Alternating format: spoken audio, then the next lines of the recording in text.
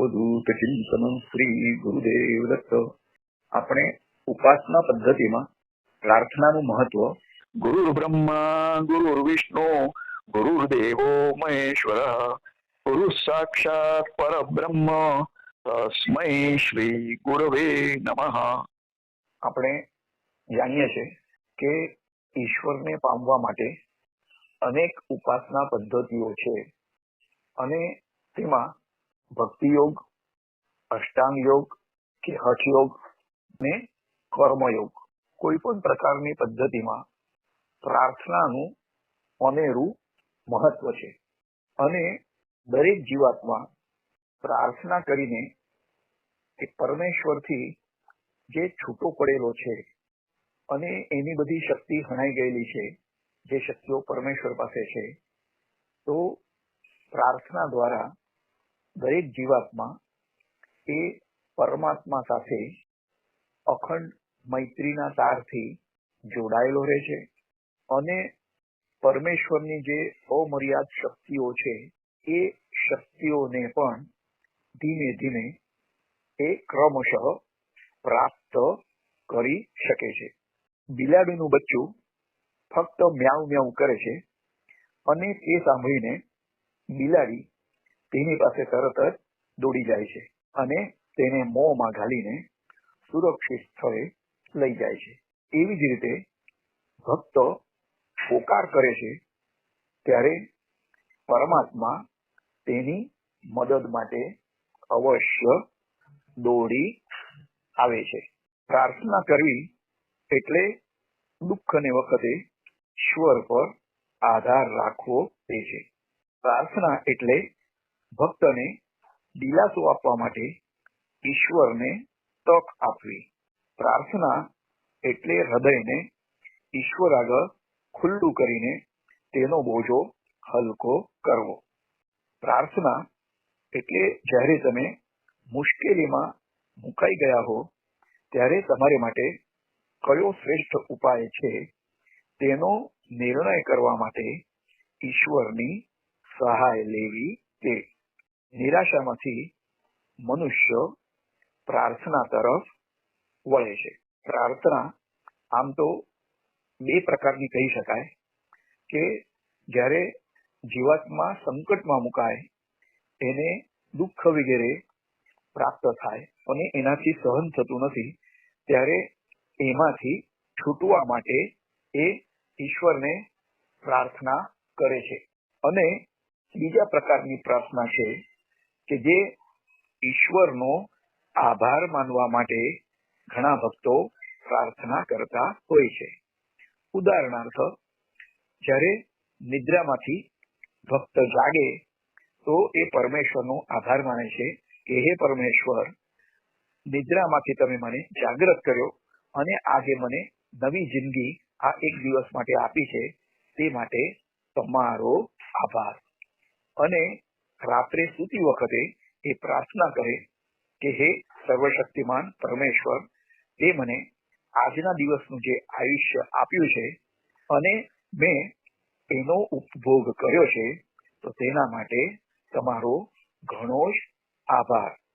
તો આ નિત્ય પ્રાર્થના અને એ કોઈ પણ દુઃખ અથવા માગણી સિવાયની પ્રાર્થના છે. તો આ પ્રાર્થનાને ઘણું જ મહત્વ છે અને એના થકી એ જીવાત્મા પરમેશ્વર સાથે એ અખંડપણે જોડાતો રહેલો છે અને એ પ્રાર્થના થકી જ ઈશ્વર સાથે જોડાઈને ઈશ્વરની શક્તિ સાથે ભક્ત જોડાયેલો હોવાથી એનું સમગ્ર જીવન એકદમ સહજ અને કંટક રહિત બની જાય છે. ભાવમય સ્થિતિ. તો પ્રાર્થના એ ફક્ત માગણી નથી. પ્રાર્થના એટલે એકલક્ષી ભક્તિ દ્વારા ઈશ્વર સાથે સંબંધ બાંધવો તે છે.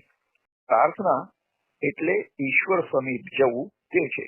પ્રાર્થના એટલે મનને ઈશ્વરના સંબંધમાં જોડવું તે છે.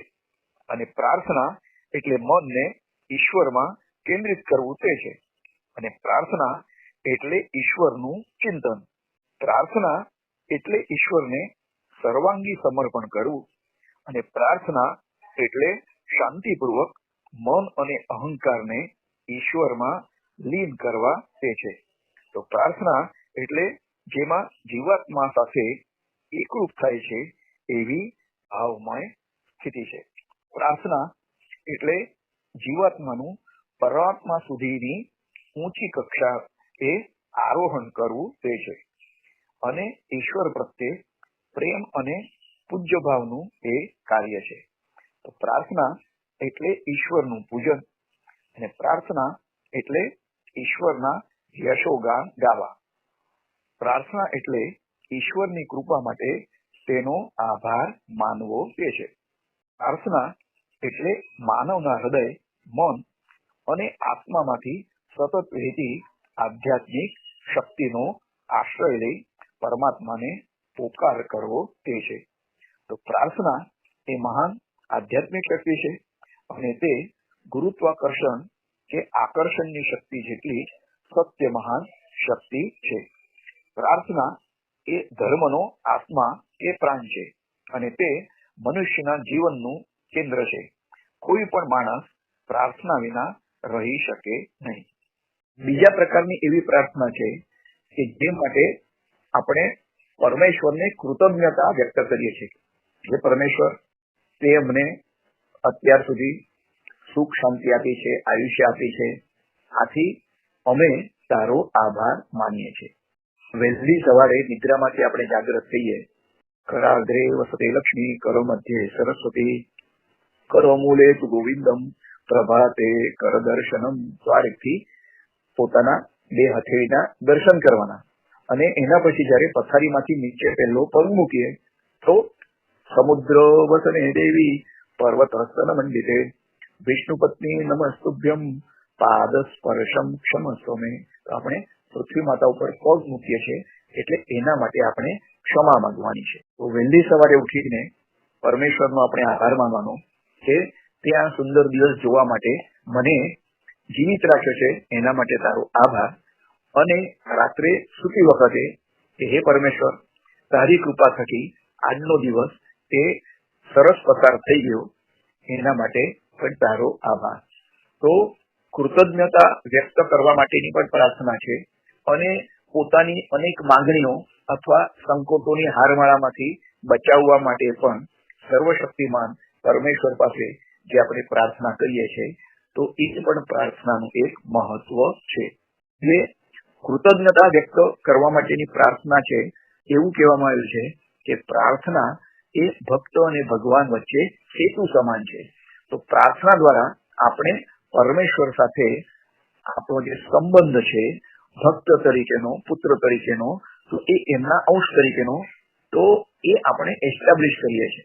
એ આપણા એ વિચાર તંતુ દ્વારા પરમેશ્વર સાથે જોડાઈએ છીએ અને પરમેશ્વર પાસે જે અમર્યાદ શક્તિઓ આવેલી છે તો એ શક્તિનો થોડો ઘણો અંશ પણ આપણી તરફ એ આવતો હોય છે અને એટલા માટે જ આપણે પ્રાર્થના કરવાની હોય છે.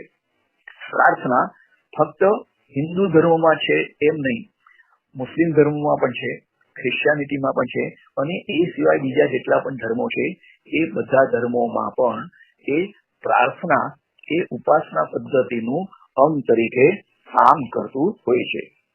હવે છે બધા જ પ્રાર્થના કરી શકે છે. તો આંધળા, બહેરા, લૂલા, લંગડા, અપંગ, અજ્ઞાની, નિકૃષ્ટ દશામાં આવી ગયેલા અને અધમ તેમજ તજાયેલા એ બધા ઈશ્વરને પ્રાર્થના કરી શકે છે. કેમ કે પ્રાર્થના એ હૃદય અને ભાવનો વિષય છે, શરીરનો નહીં.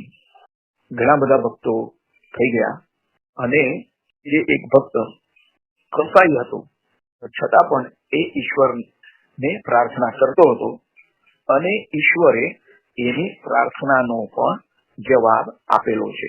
કોઈ પણ મનુષ્ય હોય, ભલે એને ગમે તેટલા પાપ પણ કર્યા હોય છતાં પણ એને પ્રાર્થના કરવાનો અધિકાર છે અને એ જો પશ્ચાતાપૂર્વક પરમેશ્વરની માફી માંગે તો એને માફી પણ મળતી હોય છે, પરંતુ એ અંતઃકરણના ઊંડાણથી એવી પ્રાર્થના એણે કરેલી હોવી જોઈએ.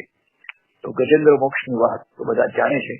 એમાં એ ગજેન્દ્રની હાથીની પ્રાર્થના પણ વિષ્ણુ ભગવાન સાંભળે છે. પ્રાર્થના માટે ઊંચી બુદ્ધિ કે વિદ્વત્તાની કે વક્તૃત્વ શક્તિની બિલકુલ જરૂર પડતી નથી. પ્રાર્થના વખતે ઈશ્વર તમારું હૃદય માંગે છે. શુદ્ધ નમ્ર આત્મા પછી ભલે અગણ હોય તો પણ તેના શબ્દો મોટા વક્તા કે પંડિતના અલંકારી શબ્દોના પ્રવાહ કરતા પરમાત્માને વધારે પ્રિય હોય છે. તો એક બાળક બે હાથ જોડીને પરમેશ્વરને પ્રાર્થના કરતો હતો અને એની બાજુમાં એક વ્યક્તિ ઉભેલી હતી અને એણે જોયું કે આ બાળક તો એબીસીડી સડસડાટ બોલી ગયો. એટલે એને બાળકને પૂછ્યું કે બે હાથ જોડીને તે શું કર્યું છે? એટલે બાળક બોલ્યો કે મેં તો પરમેશ્વરની પ્રાર્થના કરી છે. પેલી વ્યક્તિ આશ્ચર્યચકિત થઈ ગઈ અને તેણે કહ્યું કે તું તો ફક્ત એબીસીડી જ બોલ્યો છે, આલ્ફાબેટ, તો એ વળી પ્રાર્થના કેવી રીતે કહેવાય? તો બાળકે જવાબ આપ્યો કે મેં પરમેશ્વરને એવી પ્રાર્થના કરી કે હે પરમેશ્વર, હું તો ખૂબ ભણેલો નથી અને હોશિયાર નથી, આથી પ્રાર્થના કેવી રીતે કરવાની, કયા શબ્દોથી કરવાની એ હું જાણતો નથી, પણ તું એને સારી રીતે જાણે છે, આથી હું તારી આગળ એબીસીડી બોલી જાઉં છું અને યોગ્ય શબ્દો ગોઠવીને તું એમાંથી પ્રાર્થના બનાવી લે.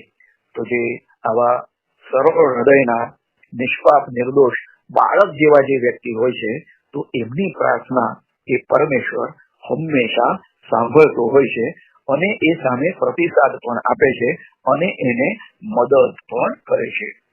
બાળકને વ્યાકરણ કે બરાબર ઉચ્ચાર પણ આવડતો હોતો નથી, તો તે અમુક શબ્દો બોલે છે છતાં પણ એની માતા એ શું કહેવા માંગે છે તે બધું જ સમજી જાય છે.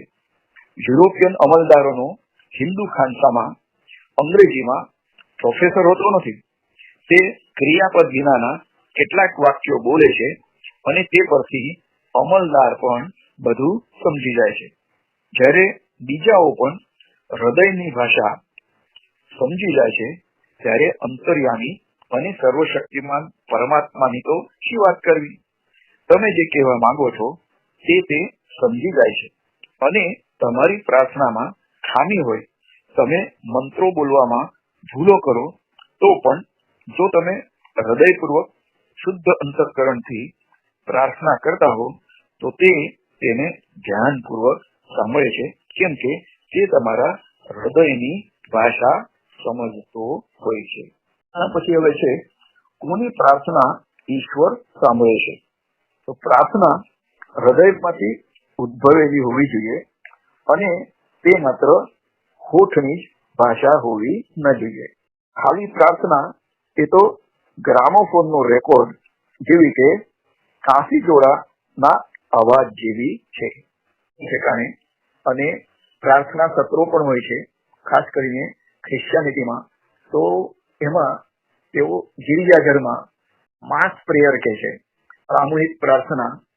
તો એ વખતે આપણા હૃદયના ઊંડાણમાંથી એ પ્રાર્થના ઉદ્ભવેલી હોવી જોઈએ, ત્યારે જ તે પરમેશ્વર સુધી પહોંચતી હોય છે. જે પ્રાર્થના શુદ્ધ પવિત્ર હૃદયમાંથી બહાર નીકળે છે તો તેને પરમાત્મા એકદમ સાંભળે છે અને ત્યારે લુચ્ચા, કપટી અને દુષ્ટ માણસની પ્રાર્થના પ્રત્યે કદી પણ પરમેશ્વર ધ્યાન આપતો નથી. ઈશ્વર હંમેશા શુદ્ધ હૃદયના પવિત્ર ભક્તોની પ્રાર્થના એ સાંભળે છે અને શ્રદ્ધાળુ માણસો જ કહે છે કે ઈશ્વર બહેરો છે. પરમાત્મા હંમેશા પોતાના બાળકોની આફત વખતના પોકારને સાંભળે છે અને માટે કઈ પણ સંકોચ વિના તમારું હૃદય તેની પાસે તમે ખુલ્લું કરો અને તમે તાત્કાલિક જવાબ પણ મેળવશો.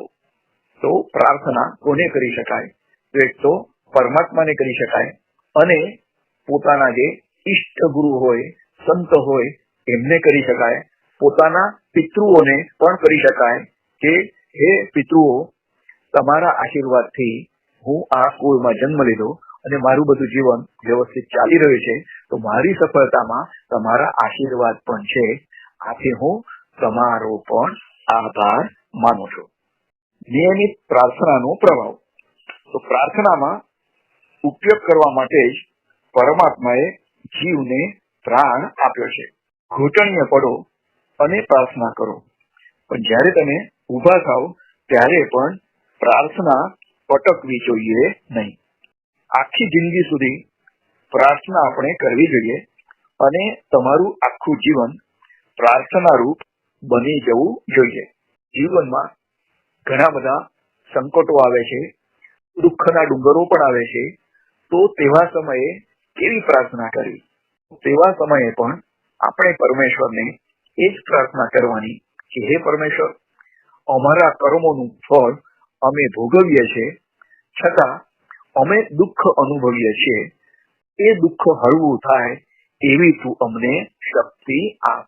ને જે અમે કર્મો કર્યા છે તો એ કર્મનું ફળ અમે હસતા હસતા ભોગવીએ, સાક્ષી ભાવથી ભોગવીએ એવી તું અમને સમજ પણ આપ અને એવી તું અમને શક્તિ પણ આપ.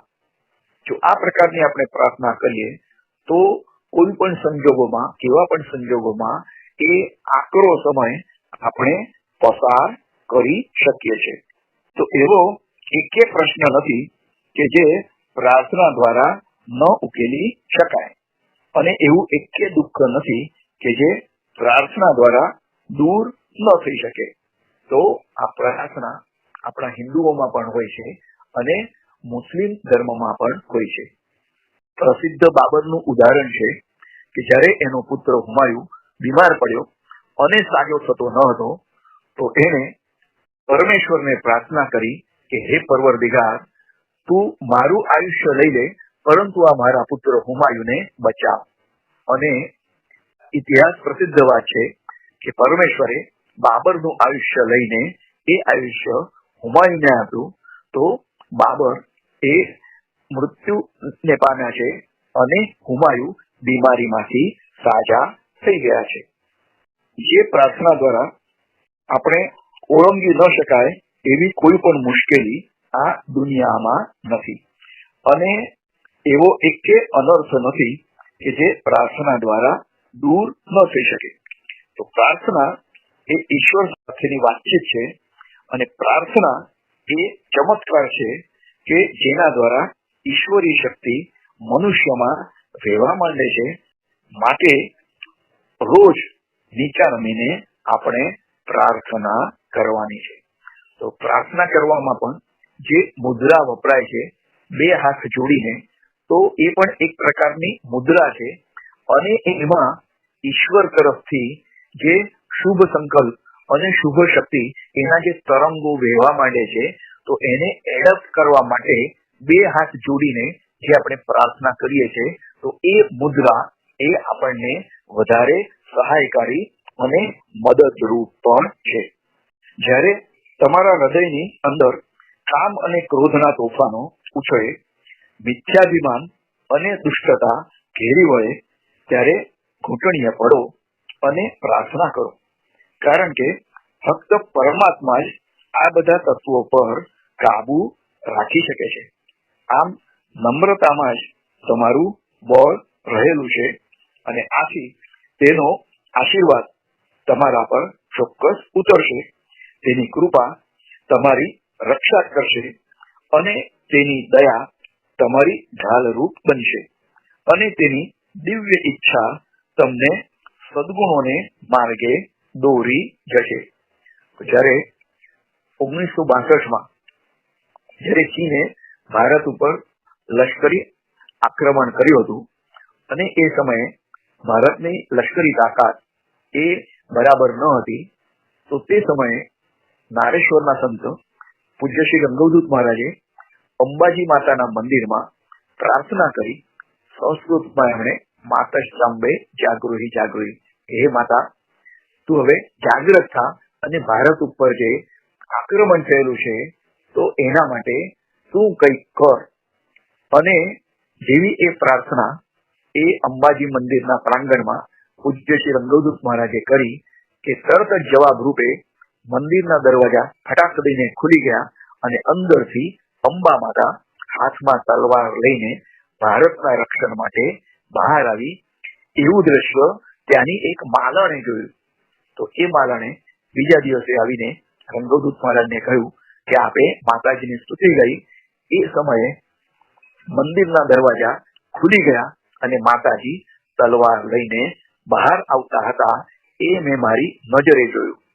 રંગવદૂત મહારાજ સંતો પુરુષો જે પ્રાર્થના કરે તો એ તરત જ પરમેશ્વર સાંભળી લેતો હોય છે, કારણ કે એમાં કોઈ પણ સ્વાર્થનું તત્વ હોતું નથી.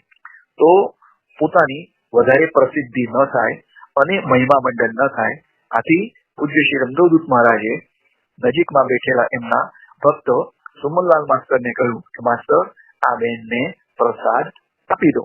એ પ્રસાદ લઈને પેલા માલણ જતા રહ્યા અને આ વાત બહુ વધારે ફેલાય નહીં અને લોકો એમને ખૂબ માન આપે નહીં, એના માટે પૂજ્ય શ્રી રંગવદૂત મહારાજ પણ ઘણી જ તકેદારી લેતા હતા.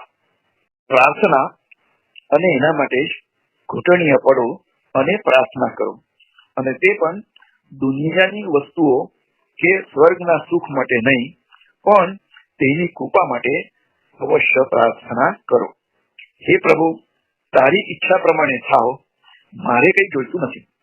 તો આવી પ્રાર્થના ખરી રીતે તો હોવી જોઈએ, કારણ કે તમારે માટે શું હિતકારી છે તે તમે પોતે પણ જાણતા નથી, અને તેથી તમે દુઃખને માટે કે નરકને માટે પણ ઘણીવાર પ્રાર્થના કરતા હો છો. માટે જ ફક્ત કૃપા માટે પરમેશ્વરની તમારે પ્રાર્થના કરવી જોઈએ, અને તેની કૃપા બધા જીવાત્મા પર ઉતરે તે માટે પણ પ્રાર્થના કરવી જોઈએ. એક સંતને જોયા, તેઓ ભોજન કરતી વખતે બે હાથ જોડીને પરમેશ્વરને એવી પ્રાર્થના કરતા હતા કે હે પરમેશ્વર, તારી કૃપાથી આ અન્નને તો હું આરોગી શકું છું, પરંતુ એવા કેટલાક જીવાત્માઓ છે કે જેઓ આજના દિવસે પણ અન્નને પામી શકતા નથી. તો એવા જીવાત્માઓ પર તું અવશ્ય કરુણા દર્શાવશે. તો અન્ન ગ્રહણ કરતી વખતે જે અન્નપૂર્ણે સદા પૂર્ણે શંકર પ્રાણ વલ્લભે જ્ઞાન વૈરાગ્ય સિદ્ધ્યર્થમ ભિક્ષામ દેહી ચ પાર્વતી. તો એ રીતથી, અને મરાઠી લોકો વદની કવળ ઘેતા નામ જ્યા શ્રી હરિ છે સદવન હોતે નામ ઘેતા પુકાચે જીવન કરી જીવિત્વા અન્ન હે પૂર્ણ બ્રહ્મ ઉદર ભરણ નો હે જાણીજે યજ્ઞ કર્મ. તો જયારે મોઢામાં આપણે કોળીઓ લઈએ તો એ વખતે આપણે પરમેશ્વરને યાદ કરવાના છે અને એમને કહેવાનું છે કે આ ફક્ત અમે પેટ ભરતા નથી, પરંતુ આ એક પ્રકારનો યજ્ઞ છે. તો જઠરાગ્નિને અમે આ અન્નની આહુતિ આપીએ છીએ. તો આ પણ એક પ્રકારની પ્રાર્થના છે. તમને જીવનનો એક નવો દિવસ આપવા માટે અને તે માટે ઉગતા સૂર્ય સમયે તેમજ તેની કૃપા માટે આથમતા સૂર્ય વખતે પણ હંમેશા આભાર દર્શક પ્રાર્થના તમારે કરવી જોઈએ, અને આથી તમારું જીવન ધન્ય બનશે અને તમારી આસપાસ સર્વત્ર ઈશ્વરની કૃપાનો પણ અનુભવ કરાવી શકશો. ઘણી વખત લોકો પ્રાર્થના કરે છે કે આ ધંધામાં અને આ ભાગીદાર વાળો ધંધો મારો સફળ રહે, અને પાછળથી ખબર પડે છે કે એ ભાગીદારે દગો કરીને એમને પુષ્કળ નુકસાન કર્યું. એ તો પરમેશ્વરની કરેલી પ્રાર્થના પણ એળે ગઈ, અથવા પ્રાર્થના સફળ થઈ અને એ ધંધો સફળ થયો પણ તમને કોઈ પણ ફાયદો ન થયો. તો પ્રાર્થના એવી હોવી જોઈએ કે હે પરમેશ્વર, હું આ ધંધામાં જોડાઉં છું, પણ મને જો એ લાભકારક હોય તો આ ધંધાની સફળતા માટે તારા આશીર્વાદ અમને અવશ્ય મળે. ભવિષ્યમાં શું થવાનું છે એની આપણને તો ખબર નથી, એટલે દરેક વખતે આપણે પરમેશ્વરને એ જ કહેવાનું છે કે હે પરમેશ્વર, જો અમારા લાભ માટે આ કાર્ય હોય તો આ કાર્ય અમારું સફળ થવા માટે તારા આશીર્વાદ અમને અવશ્ય પ્રાપ્ત થાય. પ્રાર્થનાના લાભ. તો પ્રાર્થનામાં પ્રચંડ આધ્યાત્મિક બળ રહેલું છે અને પ્રાર્થના એ આત્મા માટે આધ્યાત્મિક ખોરાક સમાન છે. પ્રાર્થના એ એક આધ્યાત્મિક ટોનિક પણ છે. પ્રાર્થનામાં શક્તિશાળી આધ્યાત્મિક પ્રવાહો કે તરંગો રહેલા છે અને પ્રાર્થના જેવું શુદ્ધિકારક તત્વ બીજું એકેય નથી. તો આપણે પ્રાર્થના કરીએ તો આપણા વિચાર તરંગો એ સર્વશક્તિમાન પરમેશ્વર તરફ જાય છે અને એ સર્વશક્તિમાન પરમેશ્વરને સ્પર્શ કરીને પાછા આવે છે. તો એ પરમેશ્વરની શક્તિ પણ લઈ આવે છે અને એ શક્તિ એ જ આપણા આત્માને, આત્મબળને હંમેશા વધારતા જ હોય છે. તમે નિયમિત પ્રાર્થના કરો તો તમારું જીવન ધીમે ધીમે પરિવર્તન પામીને યોગ્ય રીતે ઘડાશે. તો કોઈ પણ કાર્ય માટે આપણે પ્રાર્થના કરવી હોય તો દરેકમાં આપણે પરમેશ્વરને એ જ પ્રાર્થના કરવાની કે હે પરમેશ્વર, મારા લાભકારક જો આ કાર્ય હોય તો એ મારું સફળ થવા દેજે. પ્રાર્થના નિયમિત આપણે કરવી જોઈએ અને તમે પ્રાર્થના વિના રહી શકો એમ નથી તેમ તમારે લાગવું જોઈએ. જો પ્રાર્થનાની ટેવ પડી જાય તો જ આવી સ્થિતિ બની શકે છે. તો એક પ્રસિદ્ધ ઉદાહરણ છે કે એક ફકીર ને કંઈક પૈસાની જરૂર પડી એટલે એને લાગ્યું કે જે આપણા કરતા વધારે પૈસાદાર તો આ રાજ્યનો રાજા છે. તો એ રાજા પાસે એ ગયો અને એ સમયે એ રાજા પરમેશ્વરની પ્રાર્થના કરતો હતો કે હે પરમેશ્વર, તું મને પુષ્કળ ધન સંપત્તિ આપ જેથી હું પ્રજાની સેવા પણ કરી શકું અને મારા કુટુંબીજનોની પણ સેવા કરી શકું. આ પ્રાર્થનાના શબ્દો સાંભળીને પેલો ફકીર તો પાછો જવા લાગ્યો.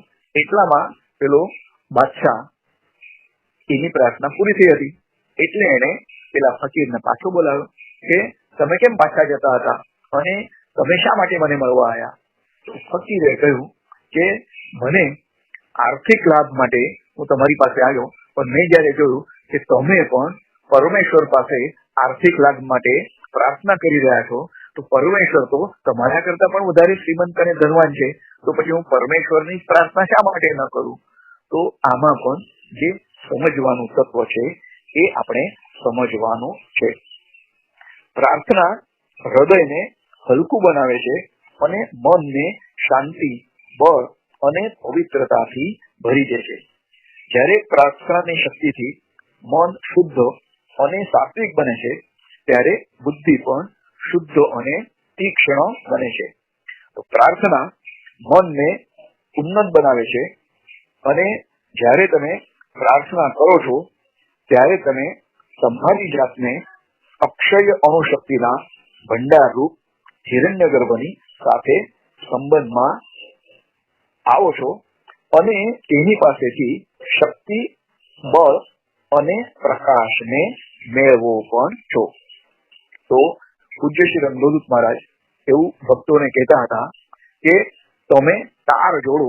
પહેલા જયારે લેન્ડલાઇન ટેલિફોન રહેતો હતો તો તમે ખોટો નંબર લગાવો તો તમારું કામ નહીં થાય, સાચો નંબર લગાવો તો અંતઃકરણના ઊંડાણથી તમે પરમેશ્વર કે ગુરુને પ્રાર્થના કરો તો તે અવશ્ય ગુરુ સુધી કે પરમેશ્વર સુધી પહોંચી જાય છે અને ત્યાંથી અખૂટ શક્તિનો ભંડાર સમાન શક્તિ તમારા તરફ એ પ્રવાહિત થતી રહે છે જ્યાં સુધી તમે પ્રાર્થનામય રહો છો અને એ રીતથી પરમેશ્વરની શક્તિ તમને મળે છે અને એના થકી શક્તિશાળી થઈને તમારું કામ પણ થતું હોય છે. અને જો કશું કામ ન હોય તો તમારા મનને શાંતિ અને સમાધાન પણ પ્રાપ્ત થાય છે. તો પ્રાર્થના એ મોક્ષના કંટાળાજનક માર્ગે વિશ્વાસુ મિત્ર છે. સંસાર સમુદ્રમાં ડૂબતા મનુષ્ય માટે એ આધારભૂત ખડક છે અને પ્રાર્થના ભક્તને મૃત્યુના ભયમાંથી મુક્ત કરે છે. તો મૃત્યુમાંથી મુક્ત નથી કરતું, પરંતુ મૃત્યુનો જે આભાસી કે ખોટો ભય હોય છે તો એ ભયને દૂર કરે છે. તે તેને ઈશ્વરની નજીક લઈ જાય છે અને પોતાની અંદરના દિવ્ય ચેતન આત્માનો અને પોતાની સ્વાભાવિક અમર અને આનંદમય પ્રકૃતિનું ભાન પણ કરાવે છે. સચ્ચિદાનંદ સ્વરૂપ જે આત્માનું સ્વરૂપ કહેવાય છે, તો તેવી અનુભૂતિ લેવા માટે એક તો અંતર્મુખ થવું જોઈએ, અને અંતર્મુખ થવા માટે પણ આ પ્રાર્થના એક સીડી સમાન છે. પ્રાર્થના ચમત્કાર સર્જે છે અને પ્રાર્થના પર્વતને પણ ચલાયમાન કરી શકે છે. તો જ્યારે કોઈ દર્દીની બાબતમાં બધા ડોક્ટરો પણ હાથ ધોઈ નાખે છે અને કેસને તદ્દન નિરાશાજનક જાહેર કરે છે, ત્યારે પ્રાર્થના મદદે આવે છે અને દર્દી ચમત્કારિક રીતે સાજો પણ થતો જાય છે.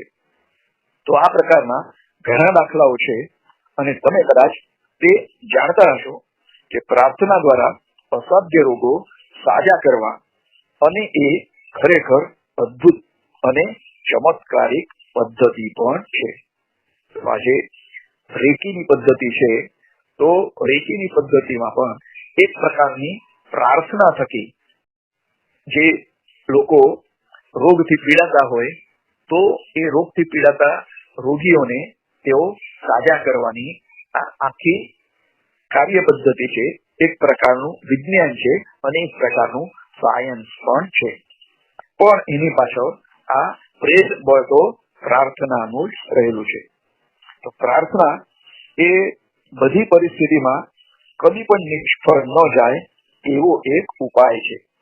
ઘણા પ્રસંગે વિવાનંદ સ્વામી જે થઈ ગયા, તો તેઓ કહે છે કે મેં તેની અદ્ભુત શક્તિના અનુભવ પણ કર્યો છે અને તમે પણ તે અનુભવી શકો છો. ઘરમાં ચોરી થાય ત્યારે તમે બૂમો પાડો છો, જ્યારે તમારું બાળક મરી જાય ત્યારે તમે રડો છો, અને જ્યારે તમારા હાથ પગ આદિ કોઈ અવયવ ભાંગે તૂટે ત્યારે દુઃખથી પીડાઓ છો. હે રામ, તમે કદી ઈશ્વર માટે રડો છો?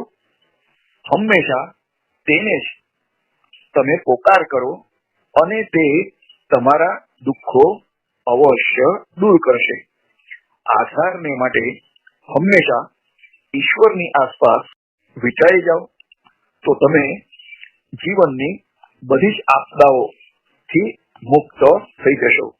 તો આ પદ્ધતિને અનુસરો અને પાકને તમે લણો. તો પ્રાર્થના કરો અને તમે આબાદ બનો. તો આ દુનિયામાં કોઈ પણ તમને બચાવી શકશે નહીં. ઈશ્વર જ તમને સૌથી વધારે ચાહે છે અને તેને જ પોકાર કરો અને તે તમારી પાસે દોડી આવશે. તેની જ દોરવણી માંગો અને તેના જ યશનું તમે ગાન કરો અને તેની જ તમે દયા યાચો.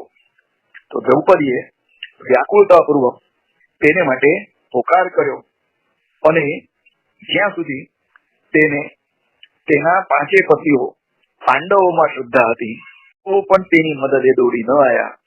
વસ્ત્રહરણ વખતે તો એને એક છેડો મોઢામાં પણ દાંત વચ્ચે દબાઈ રાખ્યો હતો અને એ કૃષ્ણને યાદ કરતી હતી, પણ છેવટે દાંતમાંથી એ વસ્ત્રનો છેડો પણ છૂટી ગયો અને બે હાથ ખુલ્લા મૂકીને એને કૃષ્ણ ભગવાનને પોકાર કર્યો અને તે જ ક્ષણે કૃષ્ણ ભગવાન ત્યાં હાજર થયા અને તેમણે હજારો સાડીઓના ચીર પૂર્યા છે. તો કૃષ્ણ ભગવાન તેનું દુઃખ કરવા દ્વારકાથી દોડી આવ્યા છે. ગજેન્દ્રે આનંદ દિલથી પ્રાર્થના કરી અને શ્રી હરિ ચક્ર સાથે તેની રક્ષા કરવા માટે હાજર થયા છે. મીરાના પ્રાર્થના બળને લીધે જ ખીલાની પથારી એ ગુલાબની બની ગઈ છે અને જે સાપ ફૂલનો હાર બની ગઈ. પ્રહલાદની પ્રાર્થનાએ જ તેના પર રેડવામાં આવેલા ધગધગતા તેલને તદ્દન ઠંડુ પણ બનાવી દીધું છે.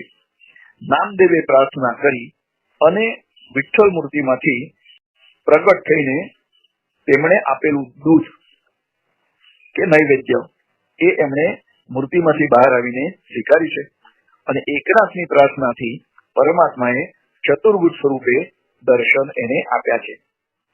દામાજીએ સ્તુતિ કરી અને ભગવાન કૃષ્ણ બાદશાહને નોકર રૂપે પોતાની પાસેનું લેણું ભરી ગયા છે. નારદ નિત્ય સ્તુતિ કર્યા જ કરે છે. હવે તમારે પણ વધુ પુરાવો કયો જોઈએ? તો આ ક્ષણથી જ ઉત્સાહપૂર્વક સ્તુતિ કર્યા કરો અને તમે શાશ્વત આનંદને પ્રાપ્ત કરવા માટે હંમેશા પરમેશ્વરની તમે પ્રાર્થના કરતા રહો અને પ્રાર્થનામાં દુનિયાવી ચીજોના ભંડારો માંગવા કરતા હે પરમેશ્વર, તું અમને સહાયભૂત થા, તારી કૃપા દ્રષ્ટિ અમારા પર હંમેશા રહે એવી તને પ્રાર્થના કરીએ છીએ. હે સર્વશક્તિમાન, કર્મનું ફળ તો અમે અમારી રીતે ભોગવીએ જ છે, પરંતુ એ ભોગવતા અમે અમારા ધ્યેયથી પરાવૃત્ત ન થઈએ, ચ્યુત ન થઈએ, પરંતુ તને હંમેશા અમે યાદ રાખીએ એવી તું કરુણા અને કૃપા અમારા પર કર.